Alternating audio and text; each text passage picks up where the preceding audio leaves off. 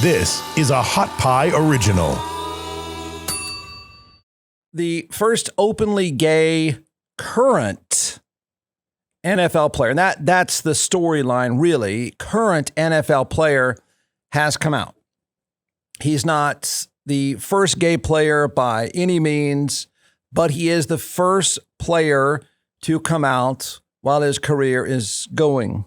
In fact, his career is doing extremely well. I just signed a new contract. Let me back up and tell you something about the football business. And I don't think most people, well, you don't need to know that it's a business. It's okay. Just be a fan. When you get in the NFL, life is the second contract. You play for the second contract. It's sort of the rule of the day. Most fans only know the mega superstars. But when you're trying to be successful, when you're trying to make a really good living, there's no doubt your first contract, those are pretty good paychecks, no doubt. But you always play for the second contract, and this guy got it. Does it matter in this story? I don't know. Maybe you think it does. He just signed an additional, 3 or 4 year deal for more than $25 million. So he made it. That's the way you look at it. You made it. You got to your second contract. You get the pension, and the pension is very lucrative. But that's maybe separate to a lot of the storylines with this. I think there are opinions that come to the surface on this from a variety of ways. I really do. I think there are plenty of legitimate arguments. I think the interesting and healthy thing is one of those, the knuckleheads, are probably gone. The NFL, though, is, if you didn't know it before, this should emphasize it. It is so big, so important, such a giant, not just sports platform, cultural platform. Now, some people, and I think some of you might have this reaction, some people might say, shut up and play. You don't mean that to be homophobic. You mean that in whatever, man. Some of you might have that attitude. Some of what happens over the next couple of days might be shut up and play. Some might say, no, don't shut up and play. You have a greater obligation. Some might even call him out and say, why this? Why now? Why did you wait until you got that next contract? You're a guy that's been in the league almost 6 years.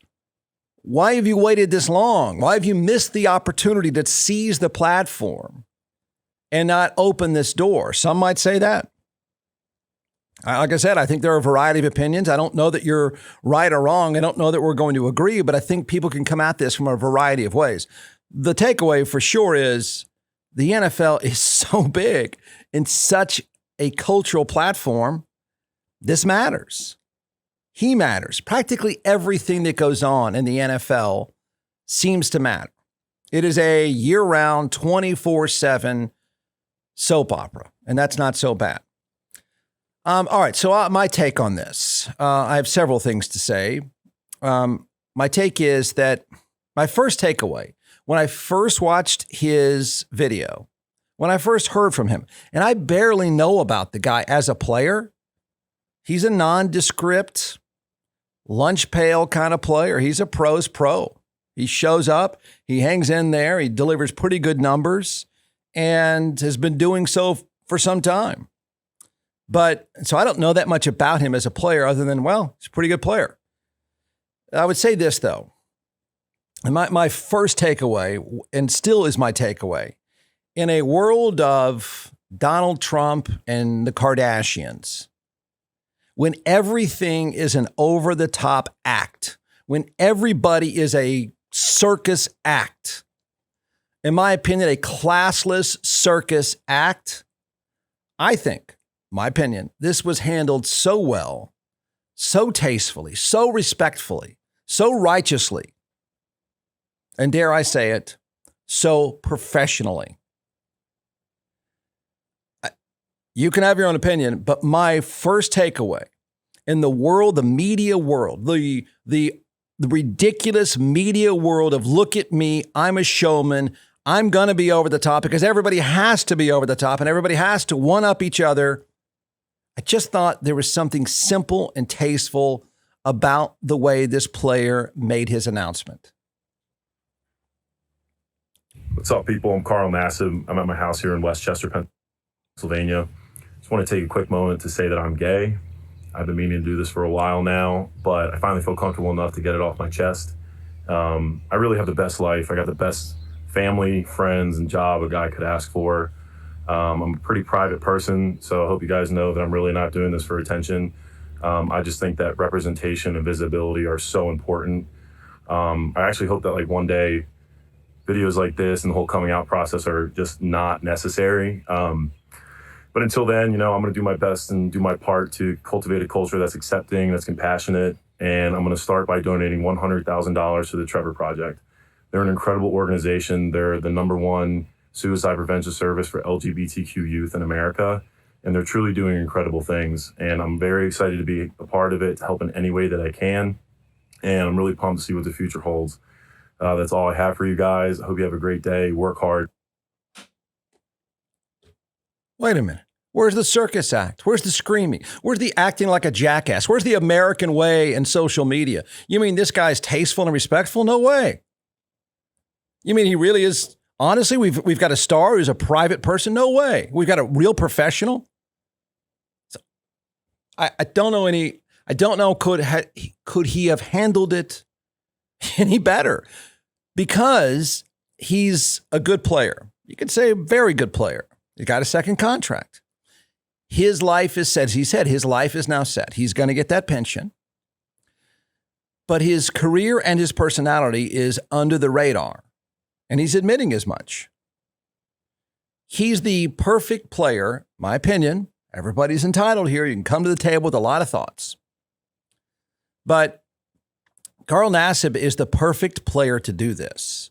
There have been historically players that have come out after their career. There was a player not long ago, which I think we can talk about at length, Michael Sams, a great college player, undersized to be in the NFL, who came out, and it was a huge story, and it was debated, and knuckleheads who had never been in a real locker room were talking trash. And, this was just a few years ago. And the thought was that was groundbreaking. This story, to most of America, he's right, is meh, okay. His teammates, I can assure you, are meh, okay, let's go to work. It's just work. So how different the story and the emotions and the explosive Michael Sam's story from a few years ago was compared to this says a lot. He's admitting as much. I think he's right. I think there won't be another. It's probably not necessary to do many more videos. There'll be other players, I think, that do come out. There have been gay players for quite some time. He's just the first, and certainly of the high profile and the highest profile sport in this country, the NFL, to come out during his career. So there's a lot to this.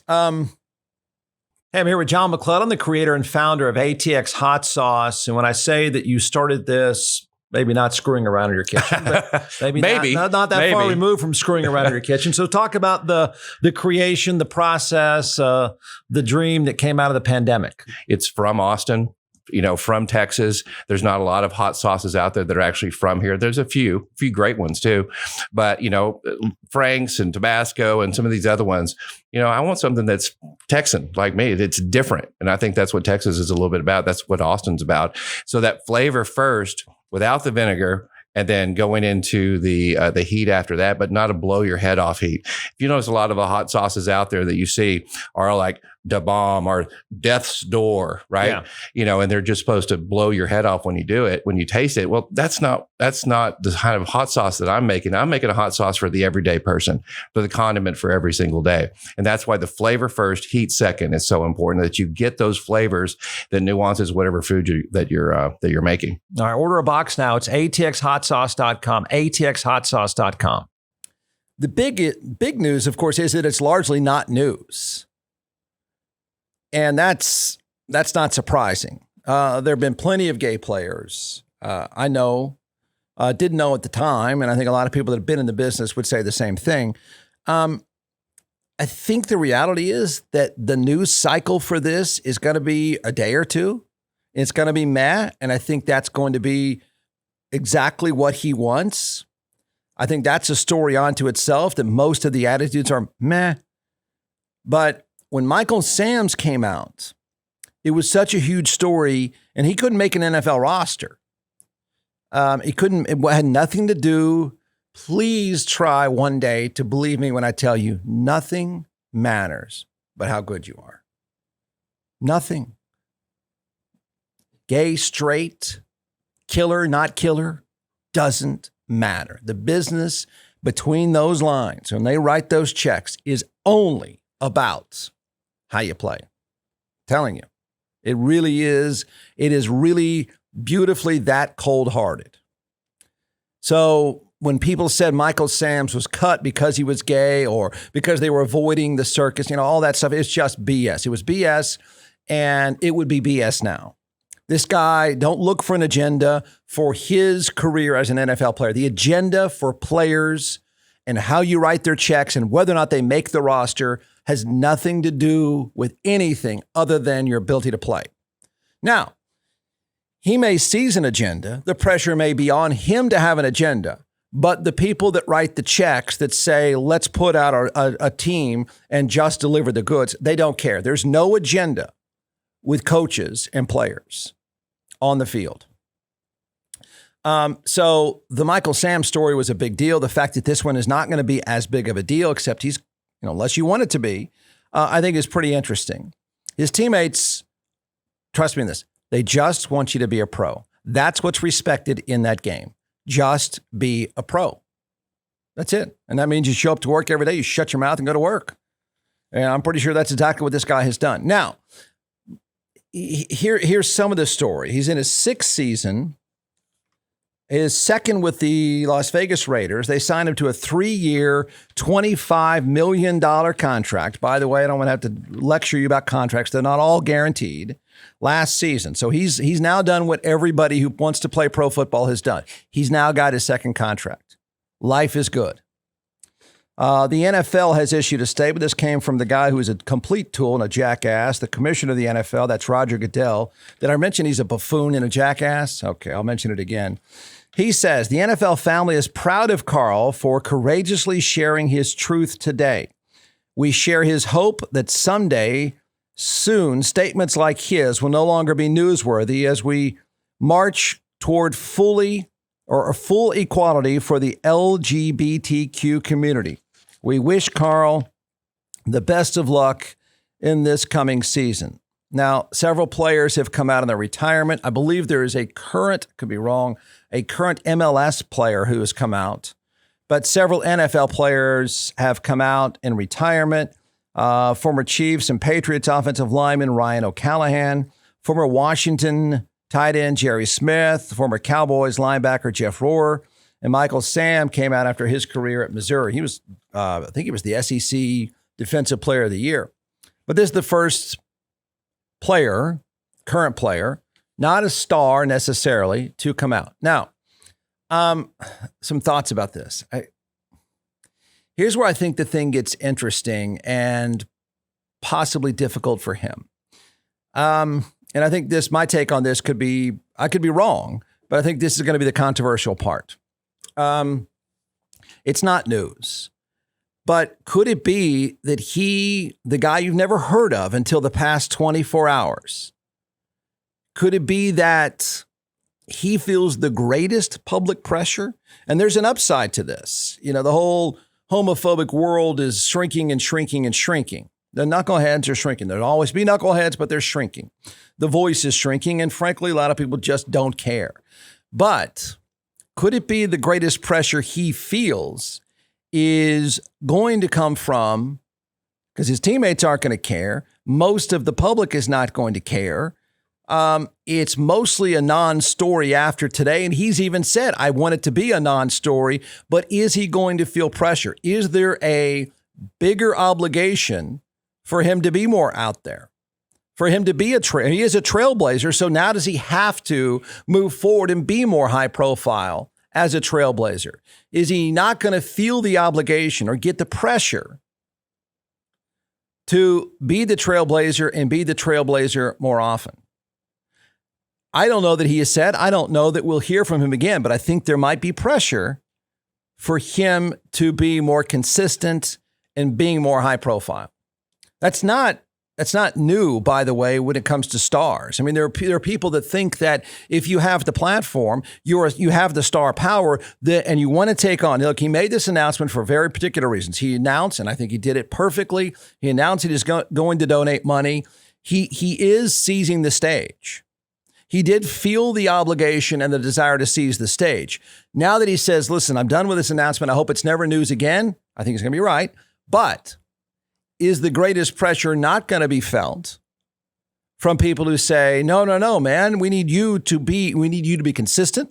We need you to be high profile. You have an obligation to be consistent and high profile with this. That might be the greatest pressure he's going to start to feel.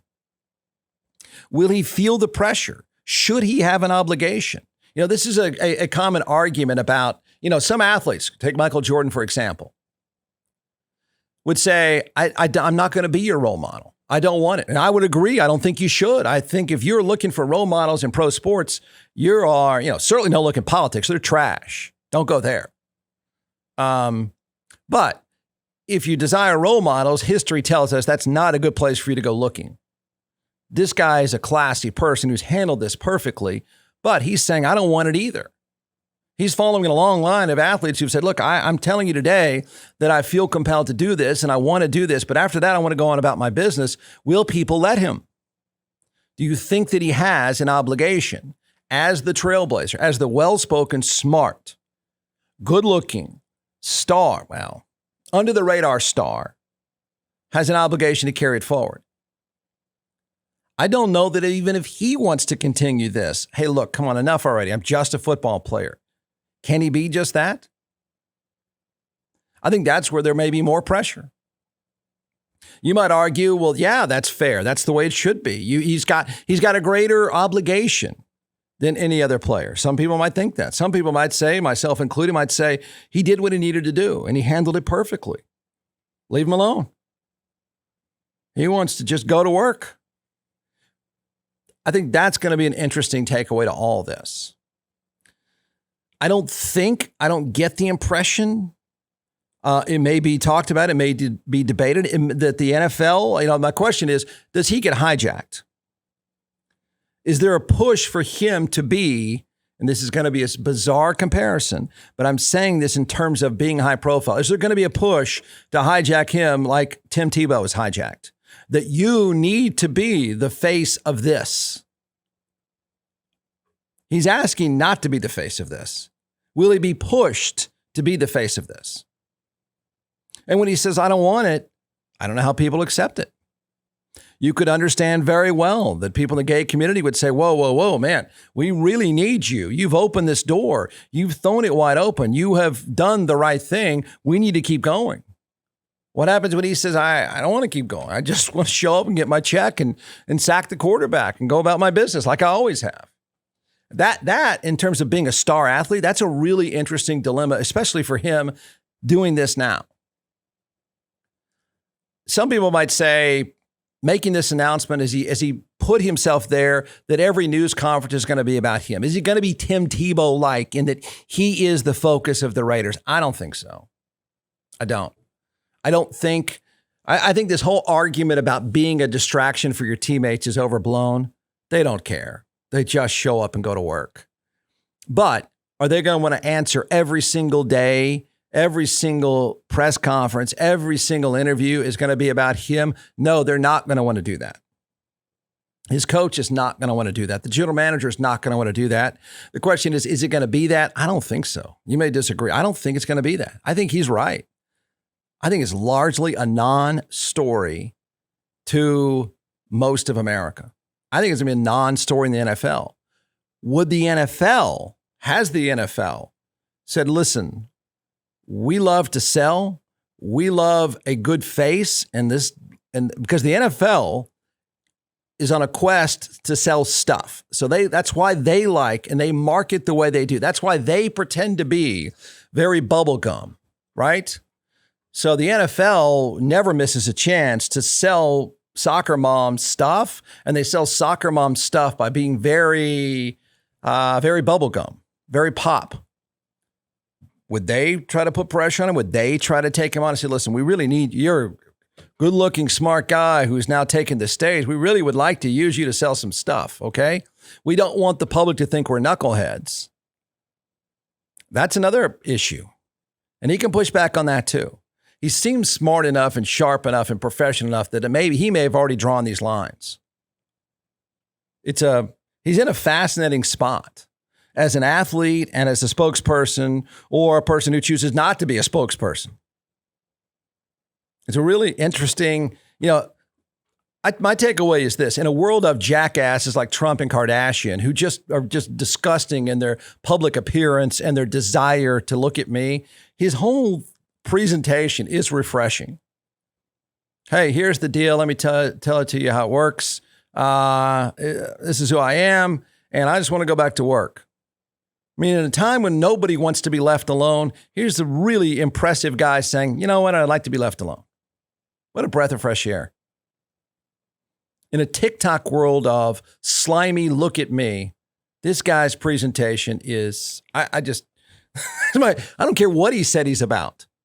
The fact that he said, hi, let me do this very understated and professional is such a breath of fresh air.